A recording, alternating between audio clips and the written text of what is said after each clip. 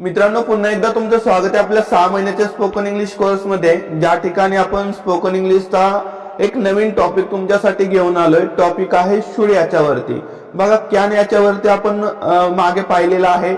एका वाक्याच्या प्रकाराला त्या ठिकाणी व्यवस्थितपणे समजून घेण्याचा प्रयत्न केलेला आहे.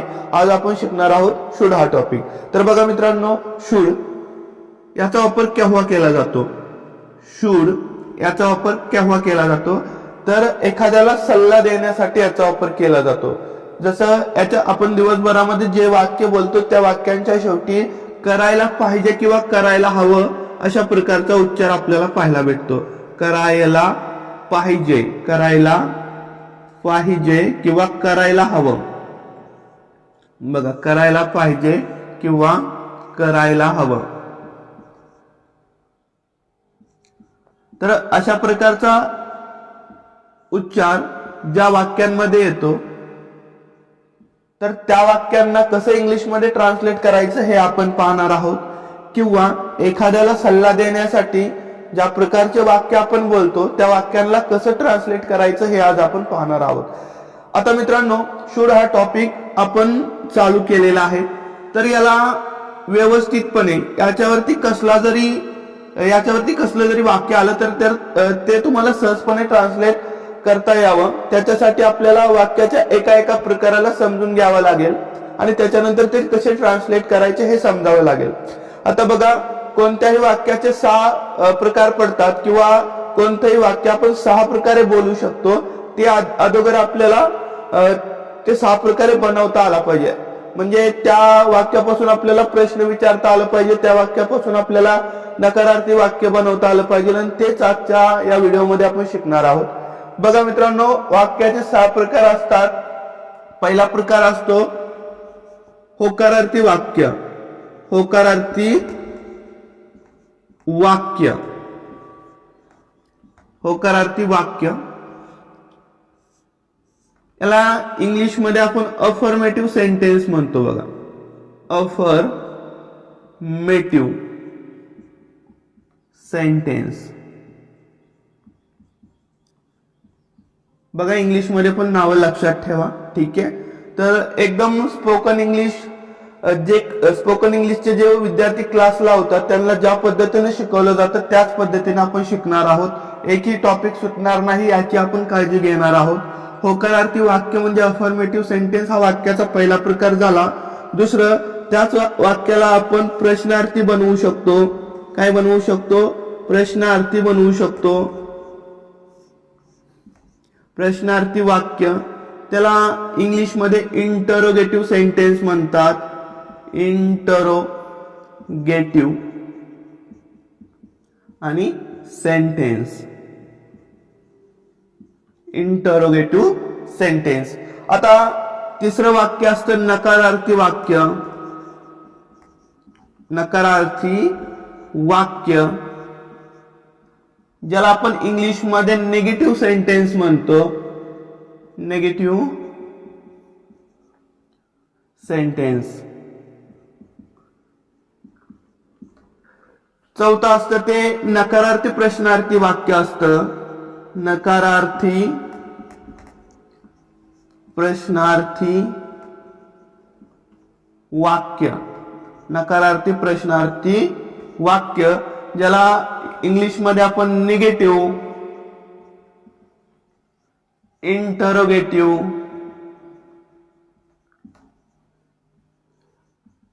सेंटेन्स असं म्हणतो. ठीक आहे.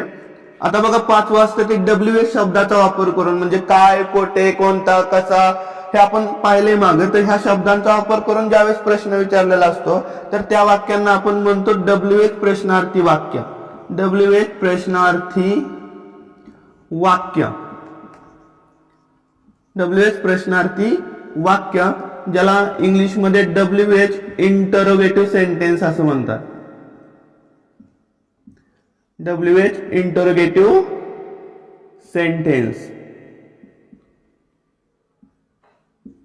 आणि 6वं जे वाक्य असतं तर WH नकारार्थी प्रश्नार्थी वाक्य. WH नकारार्थी प्रश्नार्थी वाक्य, WH नकारार्थी प्रश्नार्थी वाक्य, ज्याला इंग्लिश मध्ये आपण WH नेगेटिव्ह नंतर इंटरोगेटिव्ह आणि सेंटेन्स असं म्हणतो. ठीक आहे, WH नेगेटिव्ह इंटरोगेटिव्ह सेंटेन्स. तर मित्रांनो हे 6 प्रकार असतात. मी याच्या अगोदरती हे लिहून दिलेले नव्हते, त्याच्यामुळे हे लिहून दिले. आता बघा याच्यावरती वाक्य कसं बनतं. ठीक आहे, तर एकच वाक्य, त्या वाक्यापासून प्रश्नार्थी वाक्य कसं बनवायचं, त्या वाक्यापासून नकारार्थी वाक्य कसं बनवायचं, त्याच वाक्यापासून नकारार्थी प्रश्नार्थी वाक्य कसं बनवायचं, त्याच वाक्यापासून WH प्रश्नार्थी वाक्य कसं बनवायचं आणि त्याच वाक्यापासून WH नकारार्थी प्रश्नार्थी वाक्य कसं बनवायचं, शुड ह्या टॉपिक मध्ये याला आपण व्यवस्थितपणे समजून घेऊया, जेणेकरून वाक्याचा एक एक प्रकार इंग्लिश मध्ये कसा बोलायचा किंवा इंग्लिश मध्ये कसं ट्रान्सलेट करायचं हे आपल्याला सहजपणे शिकता येईल. बघा हे लिहून दिलं नव्हतं, त्याच्यामुळे ह्या शूटच्या टॉपिक मध्ये हे लिहून दिलंय. ठीक आहे, तर तुम्ही हे नोट डाऊन करू शकता किंवा स्क्रीनशॉट मारून घेऊ शकता. ठीक आहे, तर बघूया आता वाक्याच्या एका एका प्रकाराला कशा प्रकारे इंग्लिश मध्ये ट्रान्सलेट करायचं. ठीक आहे, आता बघा होकारार्थी वाक्य शुड या टॉपिक मध्ये कशा प्रकारे बोललं जातं. जसं की तू गरिबांना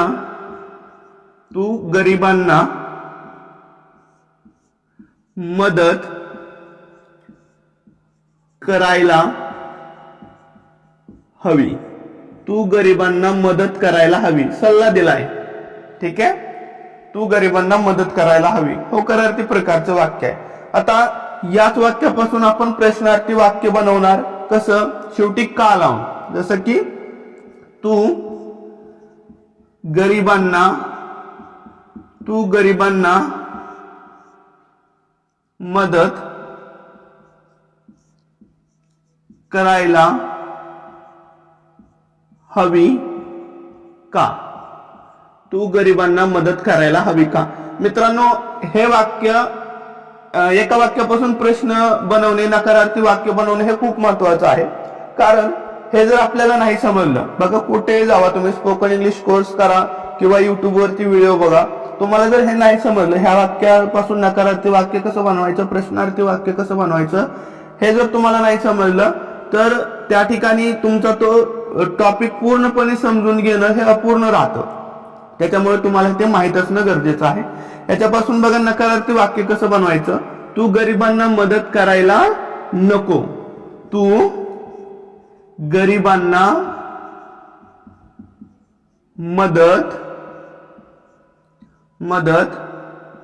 करायला नको. तू गरिबांना मदत करायला नको. हे झालं नकारार्थी वाक्य. त्याच्यानंतर याच नकारार्थी वाक्याला शेवटी का लावल्यानंतर नकारार्थी प्रश्नार्थी वाक्य बनतं. कसं, तू गरिबांना मदत करायला नको का. तू गरिबांना मदत करायला नको का आणि प्रश्नचिन्ह. आता काही असे शब्द आहेत ज्याला आपण WH शब्द म्हणतो, WH फॅमिली मधील शब्द म्हणतो, तर त्यांचा वापर करून प्रश्न विचारायचा. तर बघा, तू गरिबांना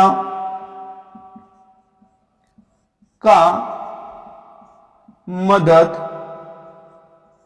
करायला हवी.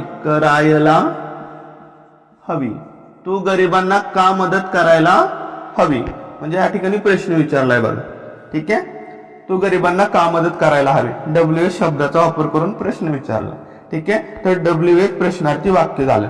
आणि शेवटचं वाक्य आहे, तू गरिबांना कोठे मदत करायला नको. तू गरिबांना कोठे मदत करायला नको आणि प्रश्नचिन्ह. ठीक आहे. तर या वाक्यामध्ये WH शब्दाचा वापर करून प्रश्न विचारलाय म्हणजे WH प्रश्नार्थी वाक्य झालं आणि नकार पण आहे या वाक्यामध्ये म्हणजे WH नकारार्थी प्रश्नार्थी वाक्य झालं. ठीक आहे.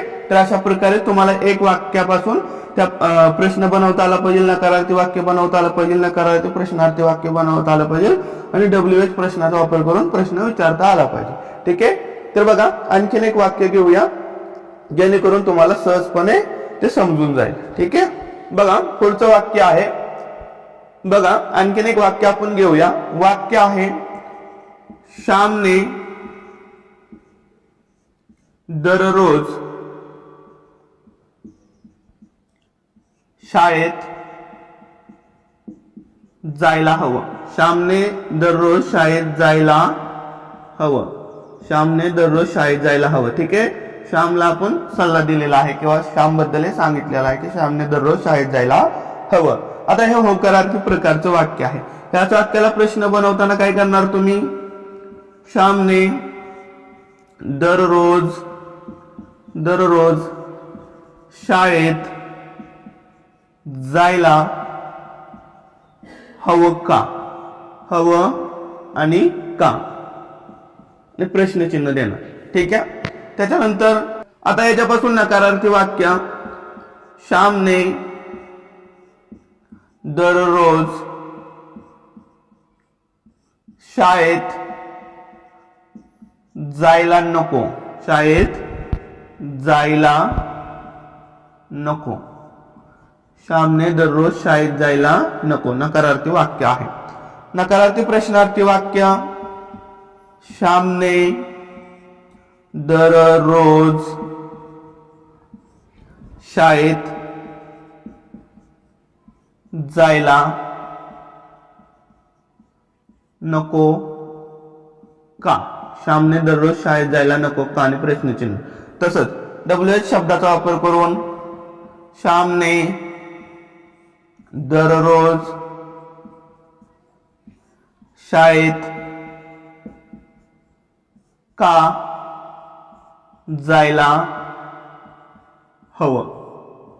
श्यामने दररोज शाळेत का जायला हवं. ठीक आहे. का प्रश्न विचारलाय WH शब्दाचा वापर करून आणि WH नकारार्थी वाक्य श्यामने दररोज का शाळेत जायला नको. ठीक आहे. तर बघा या ठिकाणी हा जो शब्द आहे काय, कोठे, कसा, कोणता, तर कोणत्याही शब्दाचा वापर करू शकता जो शब्द मॅच होत असेल किंवा ज्या शब्दापासून प्रश्न बनत असेल तो. ठीक आहे. तर श्यामने दररोज काय शाळेत जायला हवं, तर या ठिकाणी आपण काय नाही वापरू शकत.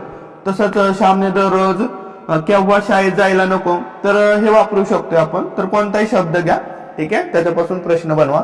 या ठिकाणी WH प्रश्नार्थी वाक्य बनवताना WH नकारार्थी वाक्य बनवताना. तर हे तुम्हाला समजलं असेल. आता पुढच्या व्हिडिओमध्ये आपण वाक्याचे दोन प्रकार शिकणार आहोत. एका व्हिडिओमध्ये आपण होकारार्थी वाक्य, प्रश्नार्थी वाक्य, त्याच्यानंतर नकारार्थी प्रश्नार्थी वाक्य, WH प्रश्नार्थी वाक्य आणि WH प्रश्नार्थी नकारार्थी वाक्य. आणि ते झाल्यानंतर याच टॉपिक वरती मोठमोठे वाक्य म्हणजे लांब वाक्य आपल्याला इंग्लिशमध्ये कसे ट्रान्सलेट करायचे हे शिकणार आहोत. ठीक आहे. तर एकाच टॉपिक वरती आपण 4 व्हिडिओ बनवत आहोत. ठीक आहे. तर व्हिडिओ 5 चला. व्हिडिओ आवडल्यास लाईक करा. काही समजलं नसेल तर कमेंट बॉक्स मध्ये नक्की विचारा. आता मित्रांनो काही सरावासाठी तुम्हाला या ठिकाणी उदाहरणं दिली जात आहे. तर यांनाही तुम्ही कमेंट बॉक्स मध्ये 6 प्रकारे बनवा. ठीक आहे. त्याच्यापासून प्रश्न विचारा, नकारार्थी वाक्य बनवा. Thanks for watching.